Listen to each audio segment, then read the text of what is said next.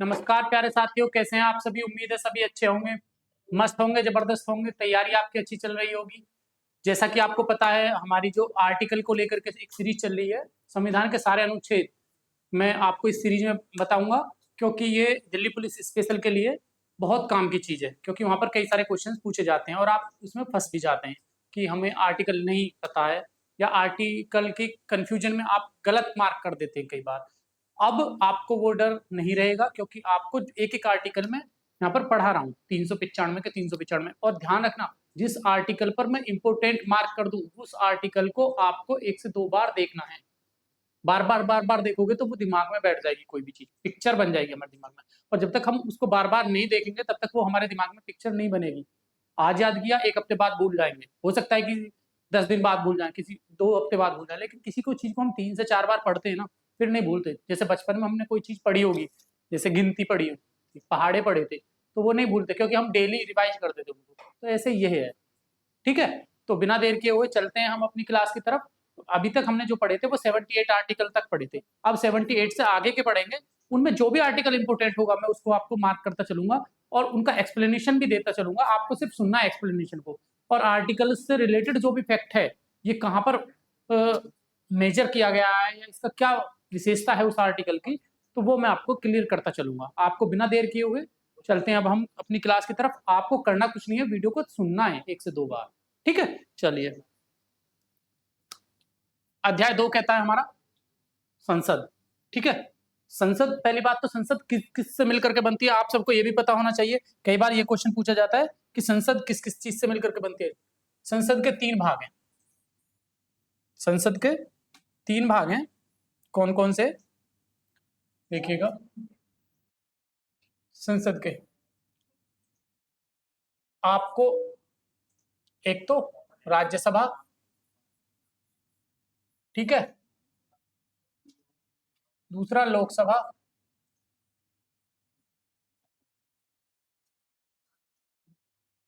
लोकसभा, तीसरा आता है प्रेसिडेंट यानी राष्ट्रपति।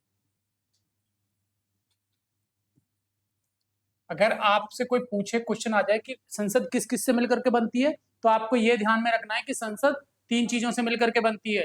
संसद, नॉट सांसद। सांसद अलग है। सांसद MP बोलते हैं उसको, मेंबर ऑफ पार्लियामेंट, ठीक है। वो सांसद है, ये संसद है, ठीक है। तो राज्यसभा, लोकसभा और प्लस राष्ट्रपति। ऑप्शन में कैसे देगा, एक दे देगा लोकसभा राज्यसभा, ठीक है, या ऑप्शन में देगा लोकसभा राज्यसभा राष्ट्रपति, या देगा लोकसभा प्लस राष्ट्रपति, या देगा राज्यसभा लोकसभा या प्रधानमंत्री। ऐसे मिलाकर के दे देगा, तो आपको कंफ्यूज नहीं होना। आपको क्या करना है, तीनों से मिलकर के बनती है संसद। अगर तीनों में से कोई सा भी एक नहीं है, तो इट मीन्स की संसद हमारी नहीं है, ठीक है। हालांकि राज्यसभा के संबंध में आपको सबको पता है, ये कभी भंग नहीं होती, ठीक है। लोकसभा ऐसी सभा जिसको हम डायरेक्ट इंक्लूड चुन करके भेजते हैं, ठीक है ना, इलेक्शन होते हैं जिसके डायरेक्ट। और फिर राष्ट्रपति, राज्यसभा है, राज्यसभा में इनडायरेक्टली जाते हैं, ठीक है।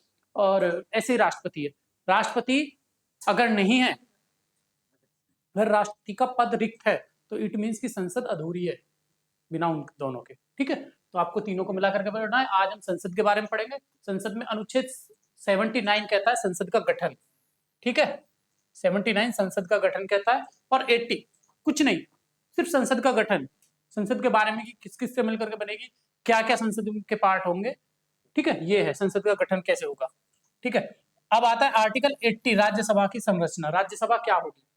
आर्टिकल 81, लोकसभा की संरचना। तो कई बार पूछा जाता है, ध्यान रखना, क्योंकि उच्च सदन भी बोलते हैं हम इसको, राज्यसभा को। तो इट मीन्स पहले आएगा राज्यसभा। 80 पे राज्यसभा, 81 पे लोकसभा। 80 पे राज्यसभा, 81 पे लोकसभा। 80 पे राज्यसभा, 81 पे लोकसभा। याद कर लेनी चाहिए, दोनों इंपोर्टेंट है, मार्क कर लेना इनको, इंपोर्टेंट मार्क, ठीक है। प्रत्येक जनगणना के पश्चात पुनः समायोजन, यानी हर जनगणना 10 साल की जनगणना होती है ना, तो उसका समायोजन होता है। जैसे अभी जो हमारी लोकसभा में सीटें हैं और सीटों का आवंटन है, वो जनसंख्या के आधार पर ही तो है। प्रत्येक 10 लाख पर 1 सीट होनी चाहिए। लेकिन ये कब, 1971 की जनगणना को बेस मान करके 2026 तक के लिए प्रावधान किया गया था। अब जब 26 तक का प्रावधान में क्या है, 500 कितना 545 लोकसभा की सीटें होंगी, जिनमें से 2 एंग्लो इंडियन, 543 सीटें होती है, 543 पर चुनाव होते हैं, ठीक है। तो वो एक है। तो आपको दिमाग में रखनी है क्या चीज है कि जनगणना के बाद में क्या होगा कि लोकसभा की जो सीटों का आवंटन होगा या पुनर्संरचना होगी वो उसी के आधार पर होगी, जनसंख्या के आधार पर। लेकिन कई बार बेस बना करके हो सकता है उसको 2 साल 10 साल 20 साल फालतू के लिए बना दे। जैसे 1971 को बेस मान करके 1971 की जनगणना को बेस मान करके अभी 2026 तक के लिए सीटों का आवंटन कितना था, 543। तो ये क्लियर हो गई होगी चीजें। अब आता है संसद के सदनों की अवधि। संसद के सदनों की अवधि 83 में आता है। ठीक है, देखिए संसद के 2 सदन है।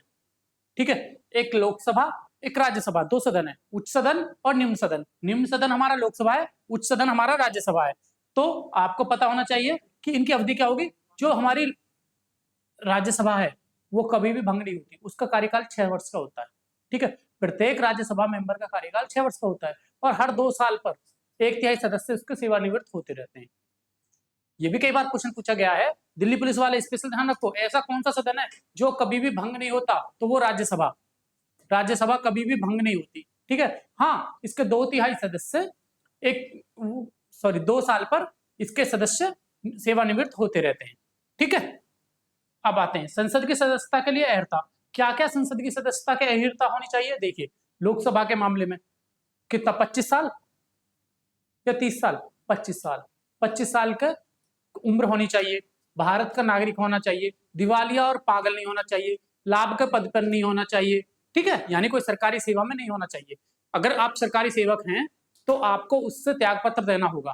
ठीक है, तभी आप लोकसभा के सदस्य बन सकते हैं या राज्यसभा के सदस्य बन सकते हैं। जैसे पूर्व में भी कई अधिकारी ऐसे रहे हैं जो पहले क्या थे, गवर्नमेंट ऑफिसर थे और उसके बाद में उन्हें पद, जब तक वो रिटायरमेंट होते उससे पहले उन्होंने क्या किया, पद को छोड़ दिया और फिर इलेक्शन लड़े और फिर वो जीत करके एमपी बने हैं, वो लोकसभा और राज्यसभा के। ठीक है, अब संसद के सत्र, सत्रावसान और विघटन। देखिए संसद के सत्र कौन कौन से होंगे। पहली बात तो आमतौर पर 3 सत्र होते हैं, मानसून सत्र, ग्रीष्मकालीन सत्र।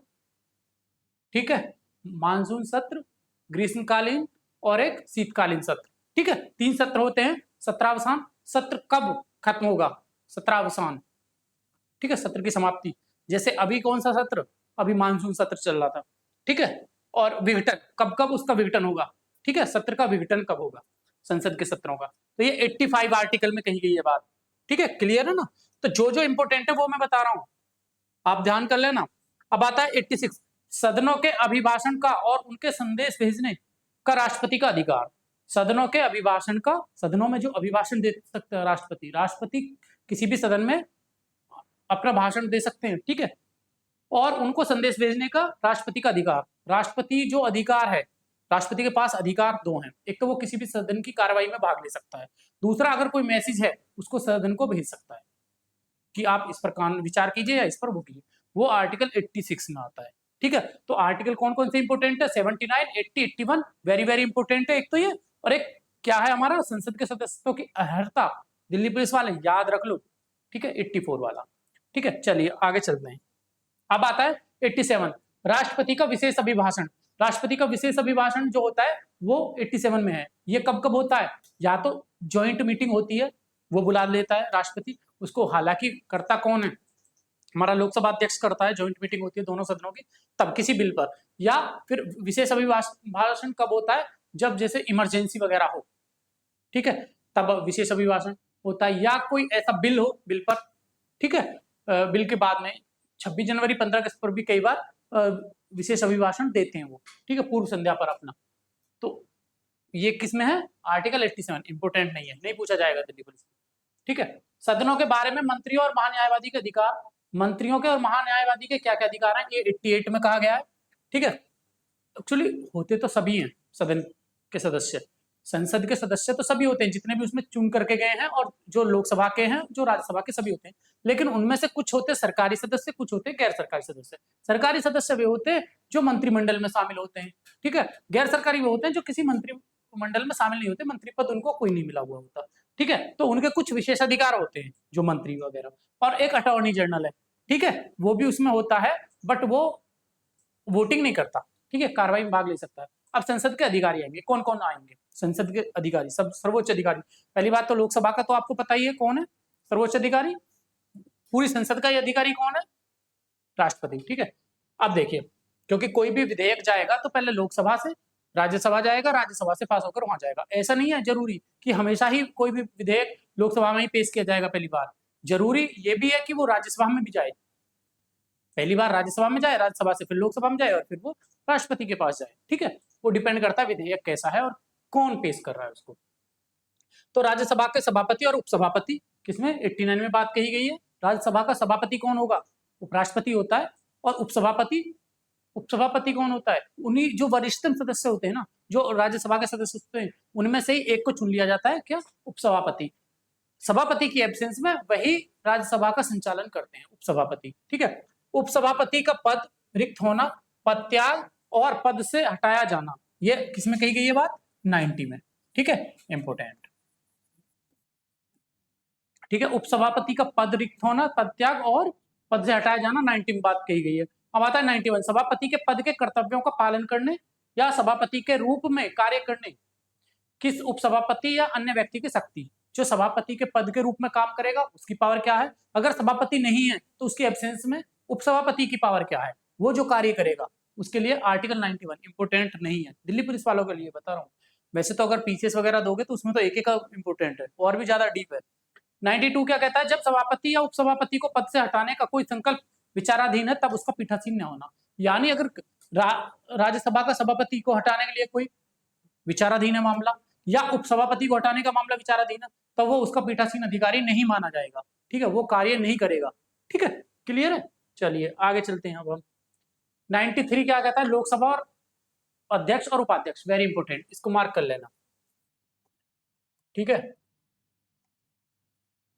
लोकसभा के अध्यक्ष के बारे में और उपाध्यक्ष के बारे में कौन सा आर्टिकल कहता है? 93। वेरी वेरी वेरी इंपोर्टेंट है। अगर फंसाएगा एग्जामिनर तो ये क्वेश्चन फंसा देगा, क्योंकि इसकी तरफ हमारा ध्यान ही नहीं जाता।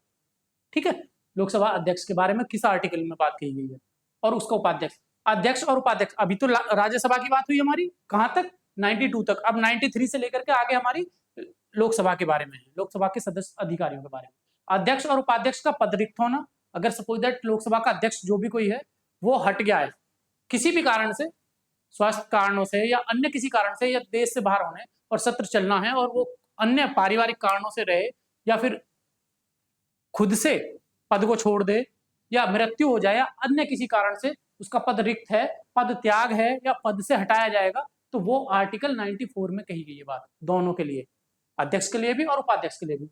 95 क्या कहता है? अध्यक्ष के पद के कर्तव्यों को पालन करने या अध्यक्ष के रूप में कार्य करने की उपाध्यक्ष की या अन्य व्यक्ति की शक्ति। अब समझिए 95 जो है हमारा वो क्या कहता है? 94 तो इसमें है।